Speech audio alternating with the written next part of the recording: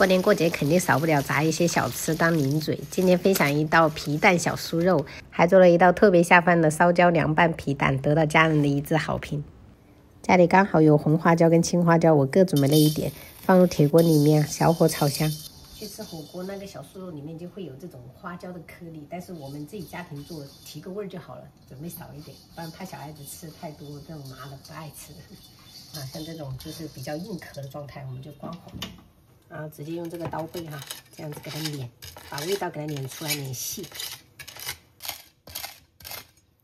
朋友們，就這樣子，保留一點顆粒感里脊肉的話，表面這些筋膜要給它削一些。喜歡肥一點的話，其實用那種肥瘦相间的五花肉也可以炸，或者前腿肉。我們先給它切厚片。你看它的紋理是這樣子的所以我們就要順着它的紋理切細條。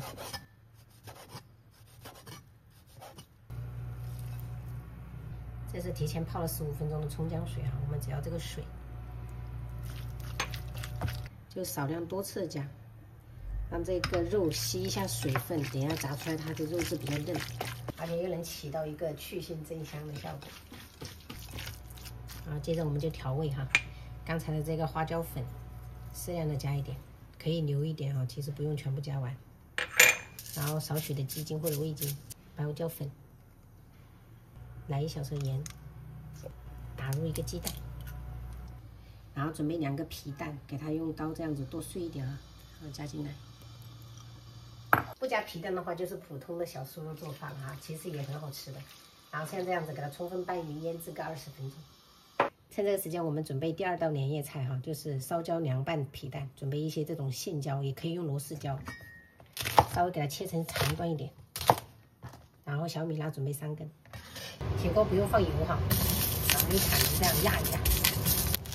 這種狀態就差不多了，就表面有一點點虎皮狀了。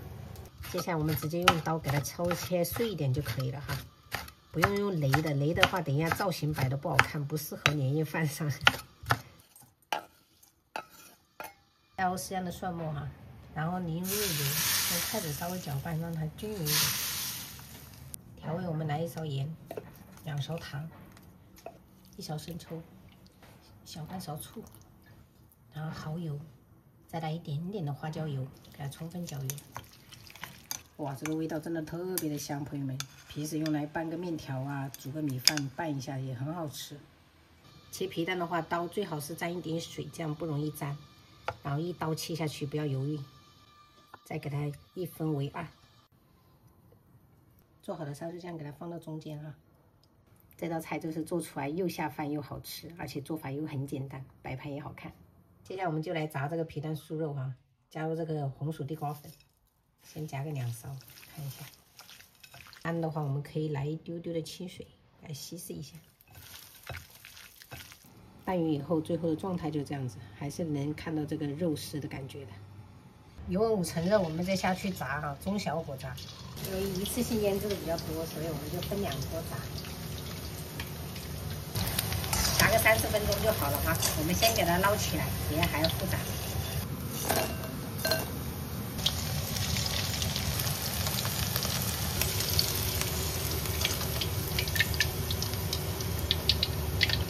油溫升到8成熱的時候，我們再倒去給它復炸一下，也要会比較脆脆。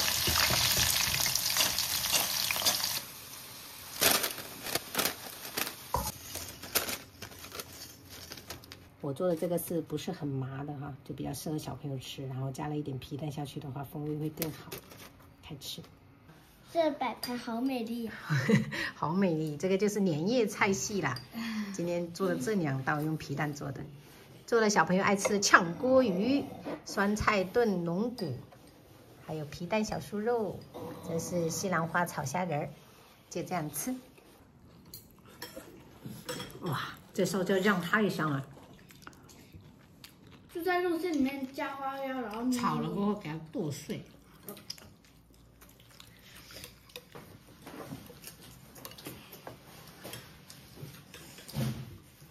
這燒焦真的是跟皮蛋很配，好好吃。